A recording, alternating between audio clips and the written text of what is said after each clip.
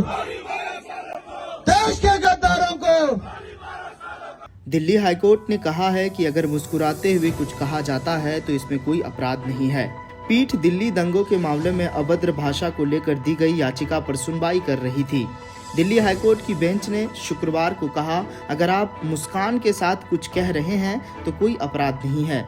अगर आप कुछ आपत्तिजनक कह रहे हैं तो ये जरूर अपराध है। पीठ केंद्रीय मंत्री अनुराग ठाकुर के खिलाफ अभद्र भाषा के लिए आपराधिक मामला शुरू करने की याचिका पर सुनवाई कर रही थी। हालांकि पीठ ने याचिका पर फैसला सुरक्षित रख लिया है। यानी दिल्ली हाईकोर्ट की माने तो अगर मुस्कुराते हुए कुछ भी कहा जाता है तो इसमें कोई अपराध नहीं है। इस केस की सुनवाई जस्टिस चंद्रधारी सिंह की एकल पीठ में हो रही है। जस्टिस सिंह ने कहा कि राजनीतिक भाषणों पर प्राथमिकी दर्ज करने से पहले चेक एंड बैलेंस की आवश्यकता होती है।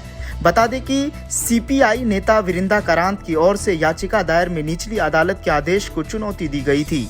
निचली अदालत ने अनुराग ठाकुर और प्रवेश वर्मा के खिलाफ शिकायत को खारिज कर दिया गया था, जो कि 2020 के पूर्वोत्तर दिल्ली दंगों से ठीक पहले दिए गए भाषणों के लिए थी। देश के गद्दारों को, देश के गद्दारों को।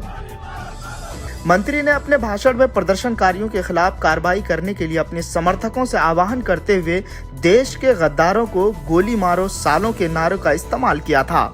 चुनाव आयोग ने 29 जनवरी 2020 को भाषण के लिए अनुराग ठाकुर को कारण बताओ नोटिस भी जारी किया था। करांत ने निचली अदालत के समक्ष अपनी शिकायत में अभद्र भाषा के लिए प्राथमिकी दर्ज करने की मांग की थी।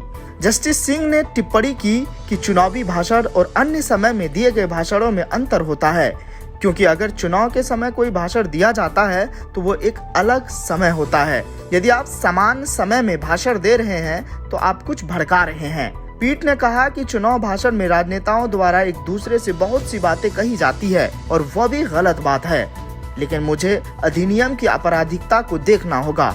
यदि आप कुछ कह रहे हैं, मान लीजिए कि आपने केवल माहौल और इन सभी चीजों के लिए कुछ कहा है। मुझे लगता है कि विभिन्न राजनीतिक दल अलग अलग बातें कहते हैं।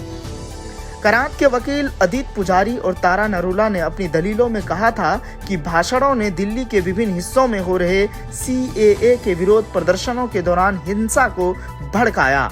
उन्होंने यह भी तर्क दिया कि अनुराग ठाकुर की ओर से ये लोग शब्द के इस्तेमाल से संकेत मिलता है कि वह प्रदर्शनकारियों और एक विशेष समुदाय को निशाना बना रहे थे। ये रिपोर्ट आपको कैसी लगी, आप कमेंट करके जरूर बताएं। Bureau report, social news. Channel को लाइक, शेयर एंड सब्सक्राइब करें और बेल आइकन दबाना ना भूलें।